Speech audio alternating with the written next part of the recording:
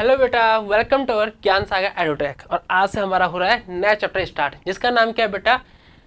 Periodic classification of elements. आज हम elements की क्लासिफिकेशन के बारे में बात करने वाले हैं। एलिमेंट्स कैसे फाइंड हुए थे, कैसे उनकी शुरुआत हुई थी, कैसे एलिमेंट्स नए नए फाइंड हुए, कैसे आज हम पीरियोडिक टेबल तक पहुंचे, वो सारा उनकी हिस्ट्री से लेके और आज की डेट तक वो कैसे आज केमिस्ट्री डेवलप हुई है, उस सब हम क्या करेंगे इस चैप्टर में डिटेल में स्टडी करने वाले हैं। ठीक है बेटा, सबसे पहले हमारे पास है बेटा, हमने ये समझते हैं जो हमारे पास क्या क्लासिफिकेशन ऑफ एलिमेंट्स है। लेकिन बेटा मैं तुम्हें इस चैप्टर में लाने से पहले थोड़ा सा क्या पीछे ले जाना चाहता हूँ। ठीक है, एंशिएंट टाइम से जाना चाहता हूँ। मैं तुम्हें बताता हूँ बेटा, देखो सबसे पहले जो एलिमेंट्स फाइंड हो रहे थे, क्या होते बेटा? सबसे पहले एलिमेंट्स फाइंड हो रहे थे। ठीक है, तो ये कब की बात है? एंशिएंट टाइम की बात है बेटा, जहाँ पे हमारे पास गोल्ड जैसे एलिमेंट क्या होते थे, फाइंड हो चुके थे बेटा। तो वहाँ पे क्या हो रहा था? अब वहाँ पे कंडीशन थी कि हर एलिमेंट, गोल्ड तो प्रीशियस हमेशा से था, हड़प्पन सिविलाइजेशन से गोल्ड हमेशा क्या था बेटा? प्रीशियस एलिमेंट था। तो उस टाइम पे क्या हुआ बेटा, कुछ ऐसे भी लोग थे बेटा जो बोलते ना ब्रिलियंट पर्सन थे जो उस टाइम के, उन्होंने क्या किया, जो चीपर एलिमेंट थे, cheaper element just like iron, just like aluminium, just like copper, उन्हें गोल्ड में कन्वर्ट करने की कोशिश की। किस में कन्वर्ट करने की कोशिश की बेटा? गोल्ड में। मतलब चीपर एलिमेंट को प्रीशियस एलिमेंट में कन्वर्ट करने की क्या की कोशिश की। उन लोगों को हम क्या बोलते हैं बेटा? एल्केमिस्ट बोलते हैं। क्या बोलते हैं उन लोगों को? हम एल्केमिस्ट बोल देते हैं। ठीक है, उन लोगों को हम एल्केमिस्ट बोल देते हैं। ठीक है बेटा, अब एल्केमिस्ट क्या थे? तो एल्केमिस्ट क्या थे बेटा? जो आपने 6, 7, 8 क्लास में ऑलरेडी पढ़ चुके होंगे आप, कि जिन्होंने चीपर एलिमेंट को प्रीशियस एलिमेंट में कन्वर्ट करने की कोशिश की, वो हमारे क्या कहलाते हैं बेटा? एल्केमिस्ट कहलाते हैं। ठीक है, लेकिन क्या सर ऐसा पॉसिबल है कि जो हमारे पास जो चीपर एलिमेंट है वो गोल्ड में कन्वर्ट हो सकता है? मैं कहा नहीं बेटा, अगर ऐसा हो सकता तो क्यों ना हम सारे लोग ऐसे कर लेते। हम आयरन को लेते, आयरन तो इंडिया में वैसे बहुत ज्यादा पाया जाता है ना, तो आयरन को लेते उसे किस में कन्वर्ट कर देते? गोल्ड में कन्वर्ट कर देते, सब लोग अमीर होते बढ़िया से। लेकिन ऐसा पॉसिबल नहीं है। सर उन्होंने कोशिश क्यों की? क्योंकि उस टाइम पे जो पैसा था, गोल्ड ही सबसे प्रीशियस था। तो उन्होंने सोचा क्यों ना कुछ ऐसा कर ले, इसमें ऐसा कुछ परिवर्तन कर ले, इसमें कुछ ऐसा चेंजेस कर ले कि किस में कन्वर्ट हो जाए? गोल्ड में कन्वर्ट हो जाए। लेकिन ऐसा पॉसिबल कभी हो नहीं पाया। लेकिन ये जो चीप एलिमेंट को प्रीशियस एलिमेंट में कन्वर्ट करने की जो प्रोसेस थी, इसके चक्कर उन्होंने बहुत सारे नए नए एलिमेंट्स को क्या कर दिया? फाइंड कर दिया। ठीक है, और ऐसे तरीके से नए नए एलिमेंट्स क्या होते गए? फाइंड होते गए। फिर आता है बेटा 16th सेंचुरी। 16th सेंचुरी में कौन है बेटा? एंटोनियो लॉविसियर, जिसे हम क्या बोलते हैं? The father of modern chemistry बोलते हैं। क्या बोलते हैं बेटा हम? Father of modern chemistry. अब जब हम बात करते हैं फादर ऑफ मॉडर्न केमिस्ट्री की, तो वहां पे क्या होता है? पहले बोला जाता था कि कोई भी एलिमेंट है, एंटोनियो लॉविसियर से पहले कि क्या बोला जाता है कि कोई भी एलिमेंट है बेटा, वो जो सारे एलिमेंट है वो 5 चीजों से मिलकर बने हुए हैं। कौन से? वही जो हमारे घरों में बोला जाता है कि इंसान 5 चीजों से मिलकर बना हुआ है। कौन कौन सी? वायु, अग्नि, जल, धरती, आसमान, इन 5 चीजों से मिलकर क्या इंसान बना हुआ है। तो पहले भी यही बोला जाता है कि जो एलिमेंट है वो इन 5 चीजों से मिलकर बने हुए हैं। लेकिन क्या ऐसा पॉसिबल है? नहीं। तब आया बेटा एंटोनियो लॉविसियर 16th सेंचुरी में, और उन्होंने बताया बेटा कि जो जिसे आप बोलोगे वाटर और अनदर थिंग्स, जिसे आप एलिमेंट बना रहे हो, तो वाटर तो अपने आप में एक क्या बेटा? कंपाउंड है। वाटर अपने आप में क्या बेटा? एक कंपाउंड है। किसने बताया था हमें? एंटोनियो लॉविसियर ने बताया था। उन्होंने कहा कि जो हमारे पास वाटर है खुद 2 एलिमेंट से मिलकर बना हुआ है। वहां से शुरुआत होती है बेटा किसकी? एटम्स की। उन्होंने फाइंड किया था एटम्स क्या होता है, एलिमेंट्स क्या होता है। हालांकि कुछ जैसे हमारे पास बुक्स में भी ऐसा लिखा हुआ है कि क्या थे बेटा, जो हमारे पास क्या थे, महर्षि कन्नड़ थे, उन्होंने उनसे पहले बता दिया था कि कोई भी जो एलिमेंट है, ठीक है, वो किससे बना होता है बेटा? परमाणु से बना होता है। किससे बना होता है बेटा? परमाणु से। हिंदी में उसे परमाणु बोलते हैं। ठीक है, और आज हिंदी में आज उसे परमाणु बोलते हैं, और उस टाइम पे उसको नाम भी क्या दिया था बेटा? परमाणु दिया था। क्या नाम दिया था उसे? परमाणु। उन्होंने बोला कोई भी जो एलिमेंट है बेटा वो परमाणु से क्या होता है? मिलकर बना हुआ है। लेकिन वही है, उन्होंने क्या नहीं किया, कहीं पब्लिश नहीं करवाया, इस तरीके से उसमें ज्यादा चीजें नहीं बता पाए। इसलिए इसकी जो हम क्या मानते हैं, बताने वाले को मानते हैं, वो कौन होते हैं? एंटोनियो लॉविसियर को ही मानते हैं। ठीक है, तो उन्होंने सबसे पहले बताया था कि जो वाटर है बेटा वो भी किससे मिलकर बना है? खुद 2 एलिमेंट से मिलकर बना हुआ है। तो वहां से शुरुआत हुई बेटा किसकी? एटम्स की। उन्होंने सबसे पहले बताया कि जो एटम है, atom is the smallest unit of the element, कि किसी भी एलिमेंट की एटम का तो सबसे स्मॉलेस्ट यूनिट होती है। ठीक है, तो और जो एलिमेंट बनते हैं वो किससे बनते हैं बेटा? एटम से बनते हैं। तो ये हमें बताया एंटोनियो लॉविसियर ने। ठीक है, तो वहां से क्या हुई? मॉडर्न केमिस्ट्री की स्टार्ट होती है, जिसे हम क्या बोलते हैं? The father of modern chemistry.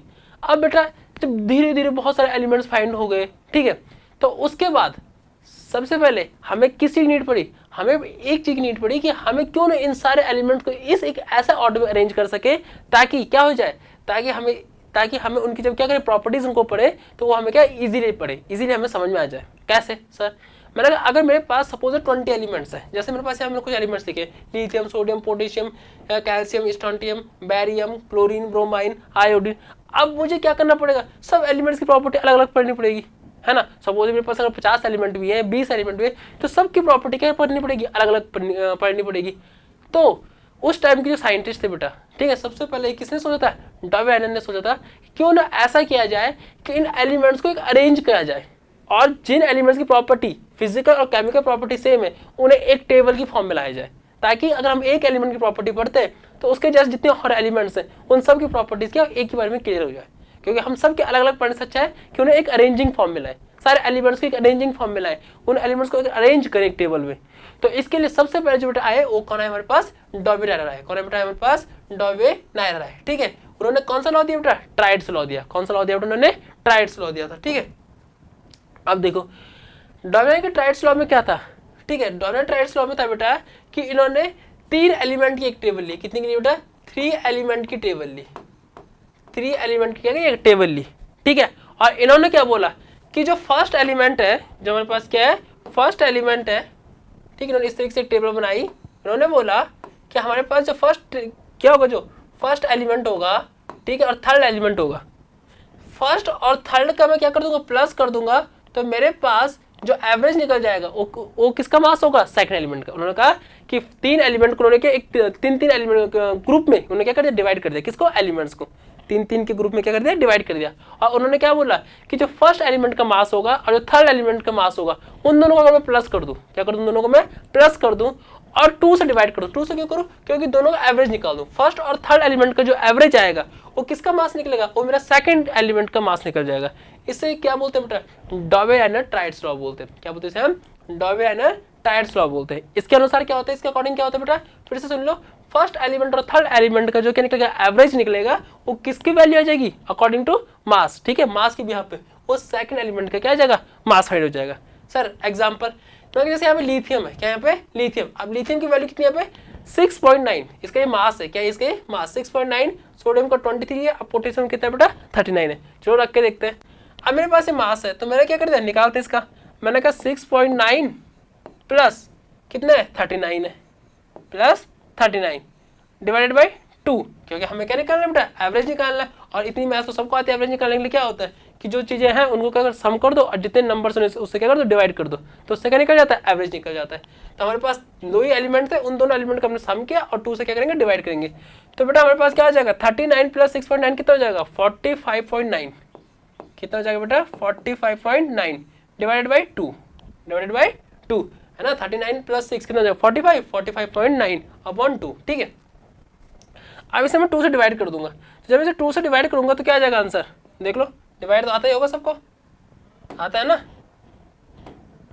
देखो अब मैंने 2 से डिवाइड किया 45.9, तो क्या आ गया मेरे पास आंसर, 2 2 जा 4, क्या बच जाएगा मेरे पास 5, 2 2 जा 4, 1 पॉइंट लगाए तो यहाँ पे लगा दो 9, ठीक है, 2 9 जा 18, ठीक है 1। तो इस तरीके से 22.99 आ रहा था ना, तो इसको हमने एक साथ क्या बोल दिया, 23 बोल दिया। क्या बोलते हैं, इसलिए अप्रोक्सीमेट 23 बोल दिया। तो हमारे पास जो एवरेज मास आया किसका आ गया बेटा, हमारे पास किसका आ गया, एवरेज मास 23 आ गया। अब और इस सोडियम का मास भी कितना है 23। तो इसका मतलब हम क्या समझे कि लिथियम जो हमारे पास लिथियम है और पोटेशियम है, इन दोनों का मास का हमने क्या निकाला, एवरेज निकाला, तो हमारे पास किसका मास आ गया बेटा, जो बीच वाला एलिमेंट है, जो सेकंड वाला एलिमेंट है, उसका मास क्या हो गया, फाइंड हो गया। यहाँ से क्या होगा, उसका मास यहाँ से फाइंड हो गया। तो इस टाइप की जो क्या होते हैं एलिमेंट्स होते हैं, तो ये किसने रखा था, डॉवे-नायरर ने। सर इसके बाद देखो एक और एग्जाम्पल देखो, कैल्शियम, कैल्शियम कितना है बेटा, देखो 40 प्लस हमारे पास जो क्या बेटा बैरियम है, बैरियम कितना बेटा 137, फिर 2 ही एलिमेंट्स से डिवाइडेड बाई 2, तो क्या आ जाएगा 137 प्लस 40 कितना हो जाएगा, 137 प्लस 40, 7 और 4 प्लस 3 7 एंड 1, तो 177 अपॉन 2। अब 2 से क्या कर दो, इसे डिवाइड कर दो, क्या कर दो, इसे 2 से डिवाइड कर दो, देखो तो क्या हो जाएगा मेरे पास 177 डिवाइडेड बाई 2, तो क्या हो जाएगा 2 8 जा 16, 1 7 2 8 जा 16, ठीक है, तो 7 1 1, तो लगा क्या 88, कितना हमारे पास 88 आ रहा है। अप्रोक्सीमेट कितना आ रहा है हमारे पास 88 आ रहा है। ठीक है, तो यहाँ से हमारे फिर निकल गया उस बीच वाला एलिमेंट का मास, निकल गया नहीं निकल गया, तो यहाँ से फिर क्या निकल जाएगा हमारे पास 88 आ गया। तो इससे क्या अप्रोक्सीमेटली हम एक्यूरेट नहीं बोल सकते, मतलब अप्रोक्सीमेट हमारे पास मास क्या निकल रहा है, सेम निकल रहा है। तो क्या बोला ये किसका लॉ होता है, डॉर्विन का था, इसीलिए हमसे क्या बोलते हैं ट्राइड्स लॉ। ट्राइड्स क्यों बोलते हैं, क्योंकि 3 एलिमेंट्स के लिए था। कितने एलिमेंट्स के लिए बेटे, 3 एलिमेंट्स के लिए था, इसलिए हमने क्यों ट्राइड्स लॉ बोल दिया। तो यहाँ पे क्या हुआ, फर्स्ट एलिमेंट को लिया, थर्ड एलिमेंट को लिया, इन दोनों के मास को क्या प्लस किया और उससे बीच एलिमेंट का क्या निकल जाता है, मास निकल जाता है। लेकिन ये जो लॉ था ये बहुत ज़्यादा एलिमेंट्स के लिए क्या नहीं एप्लीकेबल नहीं हो पाया, ये फेल्ड हो गया और सारे एलिमेंट्स में वर्क नहीं कर पाए, इसलिए ये जो हमारे पास क्या था लॉ था क्या बेटा फेल्ड हो जाता है। लेकिन पीरियोडिक टेबल बनाने के लिए इसने एक इंपॉर्टेंट रोल क्या किया, प्ले किया। ठीक है, तो यहाँ से आप लोगों को क्या समझ में आ गया बेटा कि डॉर्विन-ट्राइड्स लॉ क्या होता है। तो डॉर्विन-ट्राइड्स लॉ क्या होता है, जहाँ फर्स्ट एलिमेंट और थर्ड एलिमेंट को क्या मास हम क्या करते हैं, प्लस करते हैं और 2 से डिवाइड कर देते हैं, तो बीच वाले एलिमेंट्स का मास निकल जाता है। मतलब 2 एलिमेंट का एवरेज हमेशा किसके इक्वल हो जाता है बेटा, बीच वाले एलिमेंट्स के इक्वल हो जाता है। तो इस लॉ को हम क्या बोल देंगे बेटा, डॉर्विन-ट्राइड्स लॉ बोल देंगे। क्या बोल देंगे इसे हम, डॉर्विन-ट्राइड्स लॉ बोल देंगे। ठीक है, वेरी गुड। नेक्स्ट बेटा हमारे पास न्यूलैंड्स लॉ ऑफ ऑक्टेव्स। क्या बेटा हमारे पास, न्यूलैंड्स लॉ ऑफ ऑक्टेव्स। अब न्यूलैंड्स लॉ ऑफ ऑक्टेव्स क्या है बेटा, देखो ये बेटा ये क्या थे, ब्रिटेन के थे। ठीक है, नहीं सॉरी ब्रिटेन के थे, रशिया ब्रिटेन के थे आई थिंक। ठीक है, तो इन्होंने क्या थे, संगीत प्रेमी थे। क्या थे बेटे, संगीत प्रेमी थे, इन्हें संगीत से बहुत प्यार था। तो इन्होंने बोला कि जैसे कि हिंदी जो हमारा संगीत है, ठीक है, उसमें क्या थे 7 स्वर होते हैं। कौन कौन से, सा रे गा मा पा धा नी सा। कौन कौन से, सा रे गा मा पा दा नी सा। पहला स्वर और 8वां स्वर क्या हो रहा है, फिर सेम हो रहा है। यहां पे लिख लेते हैं, सा रे गा मा, सॉरी क्या हो गए, सा रे गा मा पा धा नी, और उसके बाद फिर क्या आ जाएगा, सा आ जाएगा। उसके बाद फिर क्या आ जाएगा बेटा, सा आ जाएगा। तो पहला स्वर और 8वां स्वर क्या होगा बेटा, सेम होगा। तो उन्होंने एक टेबल ऐसी बनाई और उन्होंने क्या किया, उस टेबल में बेटा 7 एलिमेंट्स की क्या की, 7 एलिमेंट्स को रखा। क्या किया उन्होंने, 7 एलिमेंट्स को रख दिया और उन्होंने क्या बोल दिया कि जो पहला एलिमेंट होगा और जो 8वां एलिमेंट होगा उसकी प्रॉपर्टी क्या होगी बेटा, सेम होगी। क्या होगी, उसकी प्रॉपर्टी सेम होगी। ठीक है, क्या उन्होंने कि जैसे कि हिंदी संगीत में 7 स्वर होते हैं और पहला स्वर 8वां स्वर क्या होता है, समान होता है। ऐसे उन्होंने क्या बोला कि अगर हम फर्स्ट एलिमेंट को लेते हैं और उस फर्स्ट एलिमेंट को हम जो 8th वाला एलिमेंट होगा उसके साथ क्या करेंगे, कंपैरिजन करेंगे तो उसकी प्रॉपर्टी क्या होगी बेटा, सेम होगी। ये किसने बोला था बेटा, न्यूलैंड्स ने। किसने बोला था बेटे, न्यूलैंड्स ने बोला था। इसीलिए इसे ऑक्टेव लॉ क्यों बोलते हैं, क्योंकि बेटा इसमें क्या 8वां एलिमेंट क्या होता है, सेम होता है। इसलिए हम क्या बोलते हैं बेटा, न्यूलैंड्स ऑफ ऑक्टेव्स लॉ बोलते हैं। ठीक है, अब क्या होता है मैंने तुम्हें बता दिया कि जैसे हिंदी संगीत में 7 स्वर होते हैं, सा रे गा मा पा धा नी सा, ऐसे ही बेटा कि पहला स्वर 8वां स्वर समान होता है। ऐसे ही यहाँ पे भी होता है कि जो पहला एलिमेंट होता है वो 8वां स्वर क्या होता है, समान। यहाँ पे हाइड्रोजन है तो हाइड्रोजन की प्रॉपर्टी किससे मिलती है, फ्लोरीन से। फ्लोरीन की प्रॉपर्टी किससे मिल जाएगी, क्लोरीन से। क्लोरीन की प्रॉपर्टी किससे मिल जाएगी, कॉपर से। इस तरीके से क्या चलता रहेगा। ठीक है, सॉरी कोबाल्ट से। ठीक है, अब देखो 1 2 3 4 5 6 7, ठीक है, फिर 8 आ गया, सेम 9 10 11 12 13 14, ठीक है, 15 16 17, इस तरीके से। अब देखो फर्स्ट का किससे होगा, 8 से, फिर यहां से काउंट 2 से। तो लिथियम किससे होगी, सोडियम से, क्योंकि 1 2 3 4 5 6 7 8। तो लिथियम में से 8 तो एलिमेंट कौन सा बेटा, सोडियम है। तो लिथियम की प्रॉपर्टी किससे मिल जाएगी बेटा, सोडियम से। फिर हमारे पास क्या, बेरिलियम। बेरिलियम की प्रॉपर्टी किससे मिल जाएगी बेटा, मैग्नीशियम से मिल जाएगी। किससे मिल जाएगी बेटा, मैग्नीशियम से मिल जाएगी। तो 1 2 3 4 5 6 7 8, तो बेरिलियम की प्रॉपर्टी किससे मिल जाएगी बेटा, मैग्नीशियम से। फिर ये बोरोन है, बोरोन किससे मिल जाएगी, एल्यूमिनियम से। तो सिंपल है कि पहले एलिमेंट की जो उसके ठीक बाद 8वां एलिमेंट होगा उन दोनों की प्रॉपर्टी आपस में क्या होगी बेटा, समान होगी। ये किसने बोला था बेटा, न्यूलैंड्स ने। किसने बोला था, ये न्यूलैंड्स ने। लेकिन जो न्यूलैंड्स ने अपने पीरियोडिक टेबल अपनी क्या दी थी बेटा, ये प्रॉपर्टी दी थी, लॉ ऑफ ऑक्टेव्स दिया था। उस टाइम पे जो एलिमेंट्स फाइंड हो रखे थे बेटा 57 एलिमेंट्स हो रखे थे। कितने हो रखे थे बेटा, 57 एलिमेंट्स फाइंड हो। उन्होंने 57 एलिमेंट्स के लिए दिया था और उन्होंने ये बोला था कि इसके बाद कोई और एलिमेंट फाइंड नहीं होगा। हालांकि ये थ्योरी क्या होगी बेटा, फेल्ड हो, क्योंकि उसके बाद बहुत सारे नए एलिमेंट्स क्या हुए, फाइंड हुए। आज हम पीरियोडिक टेबल में देखते हैं कितने एलिमेंट है, 118 एलिमेंट्स है, और क्या पता कि और भी एलिमेंट्स फाइंड हो सकते हैं। ठीक है, तो उन्होंने बोला कि 57 के बाद कोई और एलिमेंट फाइंड नहीं होगा, लेकिन उसके बाद होते हैं। और ये जो हमारे पास लॉ ऑफ ऑक्टेव्स था बेटा, ये सिर्फ कैल्शियम तक ही क्या कर पाया, वर्क कर पाया। कैल्शियम के बाद वाले जो क्या एलिमेंट्स है बेटा, वहां पे जो 8th वाला जो क्या था, कॉन्सेप्ट था कि फर्स्ट एलिमेंट के 8th वाले एलिमेंट के साथ प्रॉपर्टी क्या होंगी बेटा, सेम होंगी, वो नहीं हो पाई, तो इसलिए यहाँ पे लॉ क्या होगा बेटा, फेल्ड हो गया। कौन सा वाला, Newlands law of octaves. Simple था कि फर्स्ट एलिमेंट 8th एलिमेंट के साथ क्या करता है बेटा, सेम प्रॉपर्टी रखता है, लेकिन ये सिर्फ कैल्शियम तक ही क्या कर पाया, वर्क कर पाया। ठीक है, और जब ये टेबल आई थी उस टाइम पे कितने एलिमेंट्स हमारे पास, 57 एलिमेंट्स फाइंड हो चुके थे। ठीक है, तो ज्यादा समझ में आ गया तुम्हें न्यूलैंड्स लॉ ऑफ ऑक्टेव्स क्या होता है। ठीक है, नेक्स्ट बात करते बेटा हम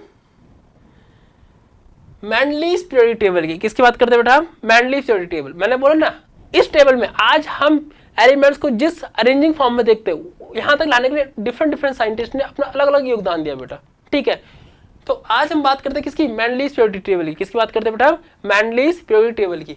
तो मैंने तुम्हें बता दिया, सबसे पहले कौन आया था, डॉमिनेंट ट्राइड्स लॉ आया था। उन्होंने क्या दिया था, ट्राइड्स लॉ दिया था, जहां पे हम 3 एलिमेंट्स रखते हैं और फर्स्ट और थर्ड एलिमेंट्स की जो क्या था, एवरेज निकलता है, सेकंड एलिमेंट का मास होता है। सेकंड हमने पढ़ा था न्यूलैंड्स का, जो हमने ऑक्टेव्स लॉ था, जैसे कि सारे गामा पादा निशा होता है, तो फर्स्ट एलिमेंट 8 एलिमेंट क्या होता है, सिमिलर होता है, तो उस तरीके से हमने पढ़ लिया।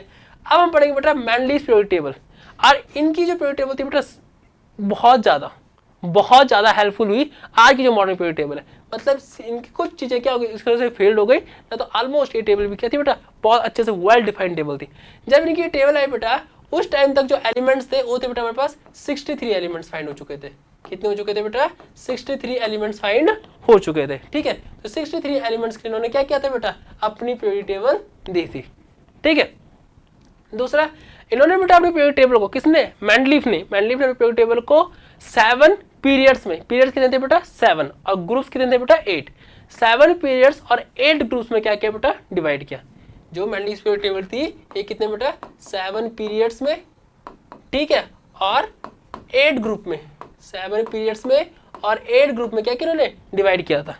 ठीक है, सबसे इंपॉर्टेंट क्वेश्चन कि मैंडलीज पीरियोडिक टेबल किस पे बेस्ड है, तो ये बेटा एटॉमिक मास पे बेस्ड है। किस पे बेस्ड है बेटा, ये एटॉमिक मास पे। मैंडलीज ने जो अपनी पीरियोडिक टेबल बनाई थी बेटा, वो किस पे बनाई थी बेटा, एटॉमिक मास के बिहाफ पे बनाई थी। किसके बिहाफ पे बनाई थी बेटा, एटॉमिक मास के बिहाफ पे बनाई थी। ठीक है, ये क्वेश्चन एमसीक्यू में डायरेक्ट आ जाता है बोर्ड में या डिफरेंट कॉम्पिटेटिव एग्जाम में कि मैंडलीज पीरियोडिक टेबल क्या कौन से बेस्ड थी, तो एटॉमिक मास पे क्या थी बेटे, बेस्ड थी। मतलब जो मैंडलीज थे उन्होंने 63 एलिमेंट को अरेंज किया, वो किसके फॉर्म में किया था, एटॉमिक मास के बिहाफ पे क्या किया बेटा, अरेंज किया। सर ये टेबल इतनी अच्छी थी, जहाँ पे हमने क्या किया, 7 पीरियड्स को 8 ग्रुप में डिवाइड किया, तो ये फेल्ड क्यों हुई बेटा, ये फेल्ड इसलिए हो जाती है क्योंकि हालांकि हम इसमें देखेंगे लिमिटेशन, जैसे हाइड्रोजन की पोजीशन वहाँ पे फिक्स नहीं थी, आइसोटॉप्स वहाँ पे फिक्स नहीं थे, वो भी चीज़ है। लेकिन सबसे पहले इससे आने से पहले मैं तो एक बार मैंडलीज पीरियोडिक टेबल दिखाना चाहता हूँ। ठीक है, चलो एक बार मैंडलीज पीरियोडिक टेबल देखते हैं बेटा।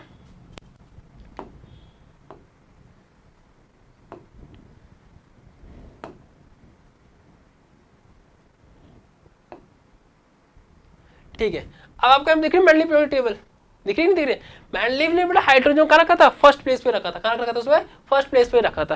ठीक है, बाद बाकी लिथियम, सोडियम, पोटेशियम, रुबिडियम चीजें ऐसे रखे थे जैसे हमें देखते हैं मिलते हैं।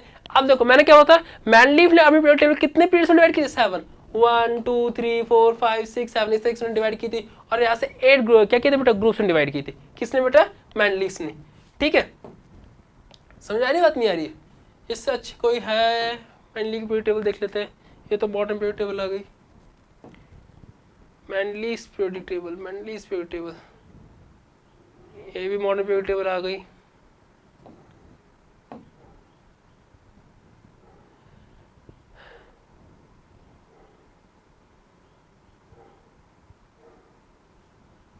नहीं, ये भी मैंडलीज पीरियोडिक टेबल नहीं है।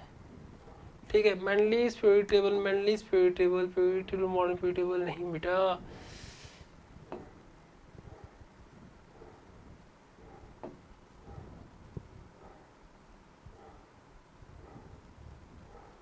ठीक है, ये देखो, ये बेटा मॉडर्न मैंडलीज की पीरियोडिक टेबल, किसके बेटे, मैंडलीज की पीरियोडिक टेबल। अब यहाँ पे देखो, तो उन्होंने कितने ग्रुप कर दिए, 7 ग्रुप्स में, हर 8 पीरियड्स में से क्या कर देते बेटा, डिवाइड कर दिया था। ठीक है, इनकी जो पीरियोडिक टेबल थी बेटा किसके बिहाफ पे, एटॉमिक मास के बिहाफ पे डिवाइड थी। किसके बिहाफ पे बनी थी बेटे, एटॉमिक मास के बिहाफ पे बनी थी।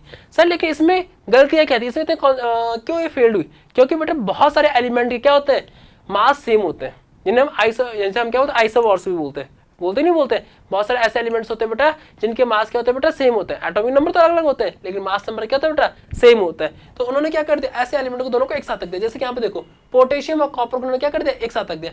अब हम किसको पहले लिखे, क्योंकि उसने एक ही ग्रुप में क्या कर दिया, 2 एलिमेंट्स रख दिया। यहाँ पे भी 2, देखो यहाँ से हाइड्रोजन आ गया, फिर लिथियम आ गया, beryllium, boron, carbon dioxide, oxygen, fluorine, यहाँ तो ठीक चला। Sodium, magnesium, aluminium, silicon, phosphorus, sulphur, chlorine, यहाँ तक ठीक चला। पोटेशियम, उसके बाद यहीं पे कॉपर आ गया, फिर कैल्शियम, यहाँ पे जिंक आ गया, फिर स्कैंडियम में गैलियम आ गया, टाइटेनियम यहाँ पे जियोन आ गया। इस तरीके से क्या होगा बेटा, एलिमेंट्स चलने लग गए। अब इस तरीके से क्या होगा, जब इस तरीके से यहाँ पे क्या, एक ही ग्रुप में 2-2 एलिमेंट आ गए। एक ही ग्रुप में क्या रहे बेटा, 2-2 एलिमेंट आ रहे हैं। क्या रहे, एक ही ग्रुप में ये 2-2 एलिमेंट आ रहे हैं। यहाँ पे देखो 1-2 ये आ गए, 1-2 ये आ गए, आगे नहीं आ गए, ठीक है। तो इस तरीके से क्या होगा, ये पीरियोडिक टेबल क्या होगा बेटा, फिर हालांकि 1914 तक, 1914 तक क्या बेटा, यही टेबल क्या थी, फॉलो मानी गई थी। लेकिन उसके बाद कौन आते बेटा, हेनरी मोजले आते, जिन्होंने क्या दी बेटा, मॉडर्न पीरियोडिक टेबल दी। क्या दी, जिन्होंने मॉडर्न पीरियोडिक टेबल दी, ठीक है। और मॉडर्न पीरियोडिक टेबल की बिहाफ पे क्या हुआ बेटा, ये एलिमेंट क्या हो गई, फेल्ड हो गई। इसके बहुत सारे फेल्ड होने के बहुत सारे क्या है रीजंस है, जैसे कि हाइड्रोजन का प्लेस फिक्स नहीं था, आइसोटॉप्स था। दूसरा, उन्होंने बहुत सारे एलिमेंट्स को क्या करते हैं बेटा, एक ही ग्रुप में रख दिया था, ठीक है। और जैसे कि इन्होंने कि जो नए एलिमेंट्स फाइंड हो रहे थे उनके लिए कहीं पे प्लेस नहीं छोड़ा था बेटा। क्या नहीं कहते, इन्होंने नए एलिमेंट्स जो फॉर्म होंगे, जो फाइंड होंगे, उनके लिए क्या नहीं था बेटा, प्लेस नहीं छोड़ा था। तो इसलिए बेटा हमारे पास क्या थी, मॉडर्न पीरियोडिक टेबल थी, क्या होती है बेटा, फेल्ड होती है। क्या होती है बेटा, मॉडर्न पीरियोडिक टेबल हमारी फेल हो जाती है, ठीक है। तो इस तरीके से चलता है बेटा, ठीक है। अब देखो कहाँ थे, यहाँ पे थे हम। तो मैंडेज पीरियोडिक टेबल क्या थी बेटा, तो मैंने क्या बोल दिया, एटॉमिक मास की यहाँ पे बनी हुई थी। किसकी भी यहाँ पे बनी थी बेटा, एटॉमिक मास के भी यहाँ पे बनी हुई थी। किसकी भी यहाँ पे बनी हुई थी बेटा, एटॉमिक मास के भी यहाँ पे बनी हुई थी। और साथ में 7 पीरियड से 8 ग्रुप में डिवाइड हो रखी थी, ठीक है। 63 एलिमेंट्स थे, फेल्ड क्यों हुई, अब देखो। जब हम बात कर, अच्छा यहाँ से हमारे पास एक एटॉमिक मास, मतलब मैंडली पीरियोडिक टेबल की अगर सबसे अच्छी वो मानूं तो इन्होंने क्या दिया था, एटॉमिक मास के बारे में बता दिया था कि एटॉमिक मास क्या क्या होता है एलिमेंट्स के, ठीक है। एटॉमिक मास इन्होंने हमें फाइंड कर दिए थे, ठीक है। उसके भी यहाँ पे एलिमेंट्स फॉर्म हो रहे थे। नेक्स्ट आता है हमारे पास लिमिटेशन ऑफ मैंडलीज क्लासिफिकेशन। किसके आता है बेटा, कि ये फेल्ड हुई क्यों सर, इसकी लिमिटेशन कहाँ थी, वही फिर हाइड्रोजन का प्लेस फिक्स नहीं था सर, क्यों, क्योंकि बेटा हाइड्रोजन जो फर्स्ट ग्रुप में रख सकते हैं हम, और साथ में 17 ग्रुप में भी रख सकते हैं। किसमें रख सकते हैं बेटा, फर्स्ट ग्रुप में भी रख सकते हैं, और किसमें भी रख सकते हैं बेटा, 17 ग्रुप में भी रख सकते हैं। किसमें रख सकते हैं हम, फर्स्ट ग्रुप में भी रख सकते हैं और 17 ग्रुप में भी रख सकते हैं। देखो यहाँ पे देखो हाइड्रोजन का प्लेस है बेटा, वो यहाँ पे देखो, हाइड्रोजन को हम यहाँ पे भी रख सकते हैं और साथ में हम यहाँ पे भी रख सकते हैं, क्योंकि हाइड्रोजन जो वैल्यू होती है वो दोनों के साथ की जो प्रॉपर्टीज है दोनों के साथ क्या करती है बेटा, मैच करती है। इसलिए हाइड्रोजन का प्लेस क्या नहीं है बेटा, फिक्स नहीं है। क्या नहीं था बेटा, फिक्स नहीं था। सबसे पहले तो यहीं से यही दिक्कत कर गई, जिसकी वजह से हाइड्रोजन का प्लेस क्या नहीं था बेटा, फिक्स नहीं था, ठीक है। इसलिए फेल्ड हो गई, ठीक है, क्योंकि हम हाइड्रोजन का पोजीशन फिक्स नहीं बता पाए कि हम इसे कहाँ रखेंगे और क्यों रखेंगे, एक वैलिड रीजन नहीं दे पाए। दूसरा, पोजीशन ऑफ आइसोटॉप्स। आइसोटॉप्स क्या होता है तुम्हें बहुत अच्छे से पता है, जिनका एटॉमिक नंबर क्या होता है बेटा, सेम होता है, लेकिन मास नंबर क्या होता है बेटा, डिफरेंट डिफरेंट हो जाता है। जैसे कि 1H1, 1H2, 1H3, ठीक है, C612, C613, C614। तो इस तरीके से क्या थे बेटा, इस तरीके से जो हमारे पास क्या थे, आइसोटॉप्स थे, उनके बारे में क्या नहीं कर पाए, वेल डिफाइन नहीं कर पाए, क्योंकि इन्होंने क्या किया था, दो एलिमेंट्स को एक ही ग्रुप में रख दिया था। अब हमें पता ही नहीं चल रहा किसको पहले रखे किसको बाद में रखे, कैसे क्या प्रॉपर्टीज है। तो इसकी वजह से बेटा क्या होती है, फेल होती है। हालांकि बहुत टाइम तक यही जो क्या थी पीरियोडिक टेबल क्या थी, वैलिड मानी गई, जब तक कि हेनरी मोजले ने क्या किया 1914 में एक नई टेबल बना के दी, उसे हम क्या बोलते हैं बेटा, मॉडर्न पीरियोडिक टेबल बोलते हैं, जिसे हम इसके बाद क्या करेंगे, डिस्कस करेंगे, ठीक है, किस करेंगे, मॉडर्न पीरियोडिक टेबल को, ठीक है। Thank you.